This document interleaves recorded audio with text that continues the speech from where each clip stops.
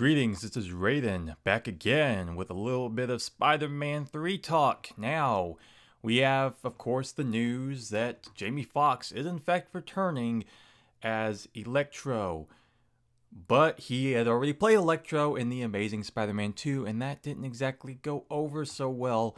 So what the hell is he doing in MCU's Spider-Man 3? Well, obviously, with news like that coming out, it's a live action Spider-Verse. Yeah, interesting, very interesting. Definitely a shock. No pun intended. Of course, it's intended. I don't. They've all done it to death now. I don't know why these headlines even bother to keep doing that, but whatever. That's beside the point. Anyway, yeah. I mean, it's definitely an interesting surprise, but when you think about it, kind of not if you really consider how well received Spider-Verse actually was, and with the MCU kind of being in the state that it's in. I mean, like, well, what else can you really do? Doctor Strange 2, I mean, of course, that's going to be talking about the whole multiverse ordeal, and that's, I'm sure, going to help set up Spider-Man 3 as to how this is happening, why it's happening. Yeah, I don't know. Will they be able to do it right? I feel like it's kind of 50-50. I really do think it is. Um, if you're going to do a Spider-Man 3, I mean, we have yet to get an amazing, like a truly, like, great Spider-Man 3 film. I mean, I enjoyed Spider-Man 3 when it first came out. I know a lot of people hated it at the time, and I still find it now, even it's still a fun movie. I know, of course, it's heavily flawed and not exactly the finale you would hope for. But, I mean, all in all, it can still be considered a bit of a fun movie. Now, Amazing Spider-Man 1 and 2 were not so well received to the point they didn't even get a Spider-Man 3. But now, of course, we are on the MCU territory now. We are dealing with a new Spider-Verse, a multiverse, which, of course, even on the other side of the island, you have DC doing their thing with the Flash and then going through different incarnations of Batman. And it's pretty funny to think that, hey, Michael Keaton is in fact Batman. Back in the day, he's coming back for the Flash movie, and of course, on the other side too, he's also involved in MCU as Vulture, and so both dealing with multiverses now. When he's gonna be involved in Morbius and him being in that, and then it's all over the place now. I just don't think mainstream audiences will be able to handle this. They won't be able to comprehend what the hell is happening with these movies now. I don't know. That's just me. But yeah, I feel like, yeah, this is a really solid idea because, of course, you announce the fact that you have Jamie Foxx's Electro going into Tom Holland's Spider-Man 3. This, of course, you got to have the other Spider-Man. You have to have Andrew Garfield, but better yet, Tobey Maguire. I know he's kind of been out of the picture. I mean, I don't know what he's been doing, but he's been flying real low under the radar ever since, like, what, The Great Gatsby with Leonardo DiCaprio about almost 10 years ago now. I mean, but hey, money talks, and these studios, they're doing all kinds of things. I mean, I know it can't be impossible to bring them back. I'm sure you probably would want to anyway, but yeah, for this, you gotta do that. You just have to. If you don't have Tobey Maguire's Spider-Man in this movie, if you're doing a whole multiverse deal, I mean, that's just, you already failed right then and there, because people want to see that again. Why wouldn't they want to see that? He's gonna upstage everybody the moment he comes on screen in that spider suit yet again, with Andrew Garfield and Tom Holland right next to him. I mean, that's all people are going to care about seeing. It's just like, yeah, Tom Holland's good and all. This is kind of his thing at the end of the day, but are you not wanting to see Tobey Maguire again as Spider-Man? I mean, come on now. But yeah, I mean, so this opens up the door for them to bring back other villains, of course, from previous Spider-Man movies, like the Green Goblin, like Doc Ock, if they wanted to.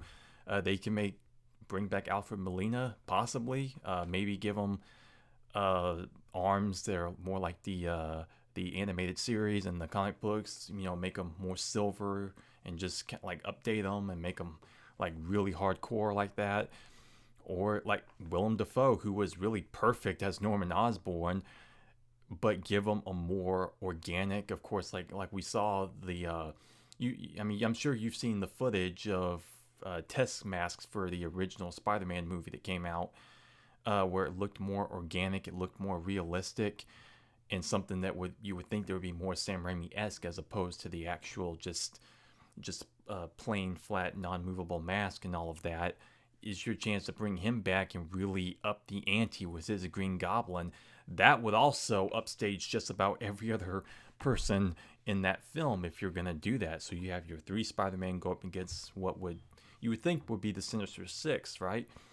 So essentially, Spider-Man's greatest hits villains from movies that we've already have seen. I mean, so your brain automatically goes there. So if they were to not deliver on any of that, then the movie is essentially an automatic fail. Now, as far as the title goes, what would you call it? With the home title, I don't really know. Honestly, I don't really like the home titles that much. With Spider-Man Homecoming, it made sense. I was fine with that, but Spider-Man Far From Home, you did that. I'm like, what is with these titles? They're kind of, I don't know. That's just me. I just think they're a little lame. I mean, because unless they really come up with a clever title, if you're doing something of this magnitude with Spider-Man, and you have to force yourself to put home in the title, which yeah, they don't have to, but you would think that they probably would. But anyway, that's the least of our worries, really. But yeah, I mean, I'm interested. That's for sure. I'm interested to see what news comes out along with this. Like I said, it's really 50-50 for me if it'll really work out or not.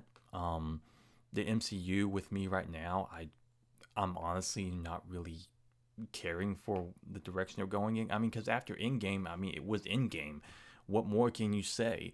I know, of course, they want to keep it going. I mean, there's all sorts of characters, there's all sorts of stories you can tell, but really, within the foreseeable future of things, I mean, I don't know how you're gonna hook in people, especially with the way things are now. I don't know how you're gonna keep people hooked on it as much as you are. Now, of course, Spider-Man is a bit of a different animal. He's a bit of a different entity. He's bigger than most other Marvel films and other characters and whatnot. But so this is, essentially a smart move to make.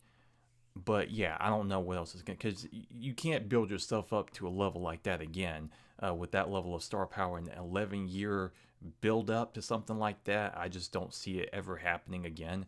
Now DC is kind of getting, their ducks in a row and doing all of their own thing. They got the Suicide Squad coming out. They have the new Flash movie, of course, dealing with that whole interdimensional other galaxies and alternate dimensions and all this other, like, it's just madness right now. But it's interesting to see where they're going with that. Potentially, maybe a Joker 2. We'll see what happens there. But yeah, it's going to be very interesting to see what happens with either side over the next few years, because this is definitely a interesting time, that's for sure. But yeah, I mean, I just wanted to make this video. Of course, the news now is about a day or two old, which on the internet, that's essentially an eternity. But yeah, I mean, the core of this channel, it is essentially horror, but there will be other variety elements, like talks like this, other bigger news things that I feel like I can, throw out my own thoughts on and kind of bring my own touch to. I have other ideas for the channel and whatnot. So if that's your thing, if you like this video, if you would like, comment, and or subscribe, that would be greatly appreciated, because I just did a Raiden's Rage. If you watch that video, you would get the idea of what that's about, because I just did one with the whole refacing of Spider-Man PS4 for the PS5 and onward.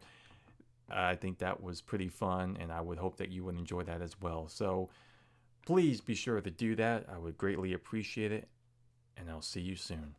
Bye for now.